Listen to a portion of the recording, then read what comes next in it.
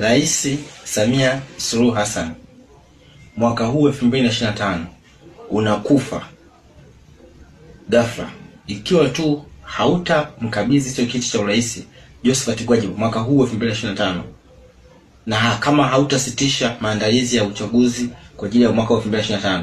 Maandalizi yote ya uchaguzi itakiwa yafutwe ya mwaka 2025 kwa kuwa tayari nimeshachagulia Josephat Gwajibu kuwa ndio rais wa Tanzania, na viongozi wote waliofikisha miaka 10 serikalini nitakiwa waondoke. Kiongozi yoyote ambaye ana cheo chochote kwenye kitengo chochote akiwa amefikisha miaka 10 natakiwa waondoke, isipokuwa tu wanajeshi, wale wote wanaohusiana na jeshi la ulinzi. Ila vyeo vingine vyote, sekta zingine zote, kiongozi yoyote aliyefikisha miaka 10 nitakiwa aondolewe, nitakiwa aondoke, ili wale vijana waliomaliza chuo na wana ajira wapate kazi. Na wafungwa wote waliofikisha miaka 5 jela inatakiwa wote watolewe bila kujalisha alikuwa na kosa gani. Ukipinga jambo lolote kati ya haya na yote niliyotamka, hakika nakwambia Samia Suluhu Hassan unakufa ghafla.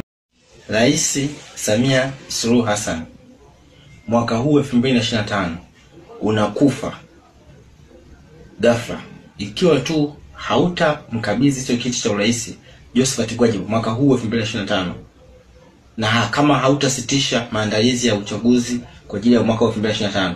Maandalizi yote ya uchaguzi itakiwa yafutwe ya mwaka 2025 kwa kuwa tayari nimeshachagulia Josephat Gwajibu kuwa ndio rais wa Tanzania, na viongozi wote waliofikisha miaka 10 serikalini nitakiwa waondoke. Kiongozi yoyote ambaye ana cheo chochote kwenye kitengo chochote akiwa amefikisha miaka 10 natakiwa waondoke, isipokuwa tu wanajeshi, wale wote wanaohusiana na jeshi la ulinzi.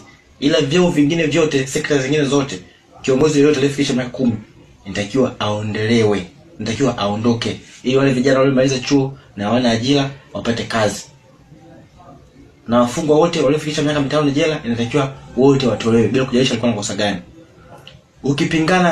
Ukipinga jambo lolote kati ya haya na yote niliyotamka, hakika nakwambia Samia Suluhu Hassan unakufa ghafla.